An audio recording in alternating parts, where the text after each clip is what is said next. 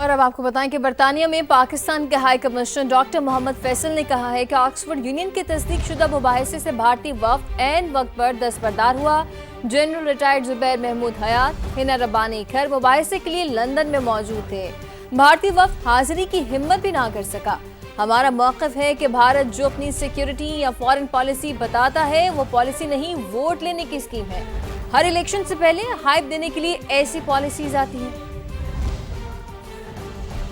ہم نے کافی اصرار کیا کہ دونوں ہمارے جو سینئر پارٹیسپینٹس ہیں وہ بہت بزی لوگ ہیں اور اپنی بے پناہ مصروفیات میں سے وقت نکال کر یہاں آئے ہیں اور اس میں پارٹیسپیٹ کرنے آئے ہیں۔ میں نہیں جانتا، موضوع بڑا انٹرسٹنگ تھا۔ موضوع یہی تھا کہ ہندوستان جو اپنی سیکیورٹی پالیسی گردانتا ہے، بتاتا ہے، فارن پالیسی بتاتا ہے، وہ اصل میں فارن پالیسی نہیں ہے، وہ ایک پاپولسٹ اسٹریٹجی ہے، ووٹ لینے کی ایک اسکیم ہوتی ہے اور یہ ہر الیکشن یا ان کے اسٹیٹ الیکشن سے پہلے ایک ہائپ آ جاتی ہے۔ تو اس میں کافی ساری باتیں ڈسکس ہونے والی تھیں جس کو ہندوستان کا ڈیلیگیشن ریفیوٹ کر سکتا تھا اور ہم نے ثابت کرنا تھا کہ یہ تو اب ہم تو 15 سال سے دیکھ رہے ہیں کہ ہر دفعہ ایسا ہوتا۔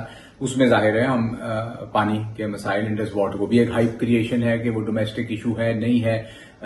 کشمیر، جموں کشمیر کا مسئلہ ہے، وہ 370 آرٹیکل جو انہوں نے ایبروگیٹ کر دیا وہ ایک بہت بڑا ایشو ہے، اور مسائل ہیں۔ ہم چاہتے ہیں کہ ان کا حل آئے، پاکستان چاہتا ہے، تو ہم یہ اس موضوع پہ ڈیبیٹ ہونی تھی اور پارٹیسپینٹس نے پھر ووٹ کرنا تھا، جو ایک آکسفورڈ یونین کا طریقہ کار ہے کہ کیا یہ قرارداد کیری کرتی ہے۔ انڈین ہوتے ہیں، اس میں دوسرے ممالک، آکسفورڈ ہے، یہ دنیا کا پریمیم ڈیبیٹنگ کلب ہے۔ یہاں پہ دنیا کے جو بیانیے ہیں وہ بنتے ہیں، ختم ہوتے ہیں، بڑی بڑی ڈیبیٹس ہوتی ہیں۔ ان کا میڈیا ایک مذاق بن کے رہ گیا ہے۔ پہلے میں سمجھتا تھا کہ ان کا انگریزی میڈیا 25-30 سال پرانا ہے، 100 کے قریب چینل ہیں، تو وہ بڑی کوئی آبجیکٹو یا اچھی بات کر سکیں گے، لیکن یہ ہے کافی مایوسی ہوئی مئی میں، اور مئی کے بعد جو انہوں نے کیا، ابھی زیادہ مایوسی ہوئی کہ وہ ایک ڈیبیٹ یا ایک اوپن ڈسکشن سے بھاگ گئے۔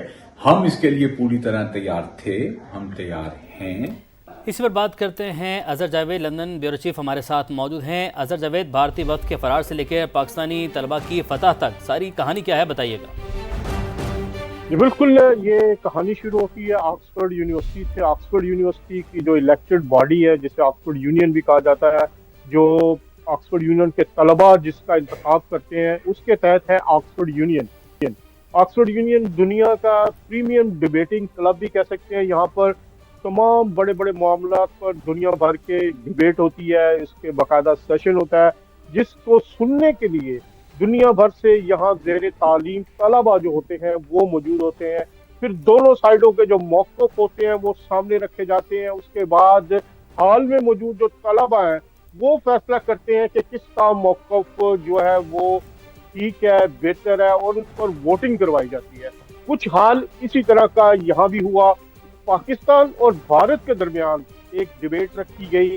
ڈیبیٹ کے لیے جب آکسفورڈ یونین نے دونوں ممالک سے رابطہ کیا تو دونوں ممالک نے ہاں کر دی۔ پاکستان کی طرف سے ایک ہائی پاورڈ جو ڈیلیگیشن ہے، مقررین ہے، جس میں جنرل ریٹائرڈ زبیر محمود حیات، سابق وزیر خارجہ ہنا ربانی کھر، اس کے بعد پاکستان کے ہائی کمشنر برطانیہ کے لیے ڈاکٹر محمد فیصل جو ہیں وہ قرار پائے۔ اس کے بعد بھارت کی طرف سے ایک ہائی لیول ڈیلیگیشن کی بھی، جس میں سبرامنیم اور ان کے جو سابق وزیر تھے وہ بھی موجود، ان کی کنفرم کی گئی آکسفورڈ یونین کو ان کی پریزنس۔ لیکن ہوا کیا، جس دن ڈیبیٹ کی اس سے چند گھنٹے قبل بھارت نے اپنا جو پینل ہے اس کو وڈرا کر لیا۔ ان کا یہ کہنا تھا کہ جو ہمارا پینل ہے وہ اس میں شرکت نہیں کرے گا، اور ان کو سیکیورٹی کلیئرنس نہیں ہے، کیونکہ ان کو نظر آ رہا تھا کہ وہ جو بھارت کا ایک چہرہ ہے وہ بے نقاب ہونے جا رہا ہے، وہ اپنے دلائل سے اس کو کنونس نہیں کر پائیں گے۔ تو پھر انہوں نے کیا، انہوں نے ریپلیس کیا اپنے پینل کو ایک لوور کیٹیگری پینل میں، اور اس میں جو انہوں نے بھیجا جے سائی دیپک، پنڈت سی شرما اور دیور چند بینرجی۔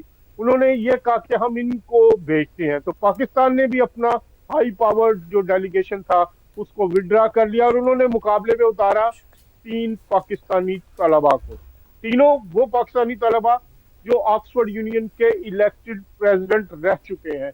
इनमें अहमद नवाज को मैं बताता चलूं, वो आर्मी पब्लिक स्कूल पेशावर के हमले में जख्मी हुए थे और उनका एक भाई शहीद भी हुआ था आर्मी पब्लिक स्कूल पेशावर के हमले में। तो अहमद नवाज अपनी मेहनत से वो इलाज के लिए यहाँ पर आए थे, फिर अपनी मेहनत से ऑक्सफोर्ड यूनिवर्सिटी में वो उनका एडमिशन हुआ और वहाँ पे वो इलेक्टेड प्रेसिडेंट बने थे। प्रेसिडेंट यहाँ पर बने और किस तरीके से आज चारों शान ने चित किया है भारतीय वफ्द को, ये आप सबने मुलाहिजा किया। अज़हर, आपने अपडेट किया, आपका बहुत शुक्रिया।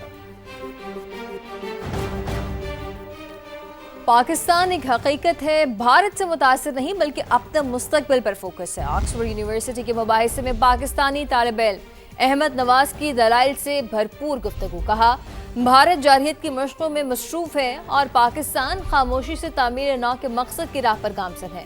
पाकिस्तान सफारती महाज में इलाकाई ताकत बन चुका। पाकिस्तान तनाज़े पर नहीं, ताउन पर यकीन रखता है। I stand here not just as a Pakistani, but as someone who believes in what this chamber stands for. That ideas are stronger than fear, and that hope is stronger than hatred. Pakistan is not obsessed with India. Pakistan is obsessed with its future. When Indian populism rehearses hostility, Pakistan has been rebuilding, quietly, consistently, and with purpose. Diplomatically, we have become a regional leader.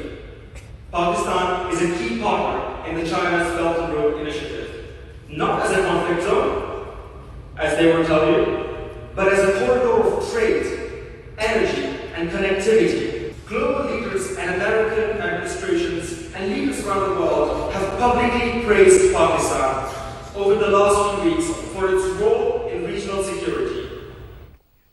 भारतीय हुकूमत हिंदू शिद्दत पसंदी में मुलविस 2024 के इंतखाबात के दौरान नफरत अंगेज तकारीर के 173 और इस्लामोफोबिया के 110 केसेस रिपोर्ट हुए। पाकिस्तानी तालिब इल्म इसरार काकड़ ने ऑक्सफोर्ड के मुबाहिसे में मोदी सरकार को बेनकाब कर दिया। Human Rights Watch analyzed in 2024 alone 173 speeches of Modi before the election. In 110 of those speeches, they were about Islamophobia, the war against minorities in India, all as a pattern to unite the Hindu population, the common population, to create fear, to create a common enemy, so he can utilize that for his own benefits. A prime minister who has been summoned prime minister twice before, once for the third time, and his speeches says the following: the Muslims are infiltrators, they threaten the safety of our children and daughters. He says that the opposition will bulldoze the Ram temple and return Hindu gods to a tent. भारतीय वज़ीर आज़म Narendra Modi Nazi Germany से मुतासिर हैं। 2002 के गुजरात के फसादात हों या मुसलमानों के खिलाफ इक़दामात, मोदी सरकार के हर इक़दाम में नाज़ी जर्मनी की झलक है। पाकिस्तानी तालिब इल्म मूसा हराज ने भी मोदी सरकार की असलियत को बेनकाब कर दिया। कहा, हमें भारतीय हुकूमत की शिद्दत पसंदी के सामने बंद मानना चाहिए। He called Nazi Germany a good lesson for us in Hindustan to learn from it. That is the ideology that sits in the Prime Minister's office today. That is the legacy his leadership lies on. From the ashes of the Gujarat riots in 2002, where Mr. Modi presided over the slaughter of 1,000 Muslims, the destruction of the Babri Masjid, their playbook has remained consistent. Power is consolidated by manufacturing a permanent enemy. Their version of a Hindu Rashtra, a pure ethno-religious state, cannot exist without Pakistan. They need Pakistan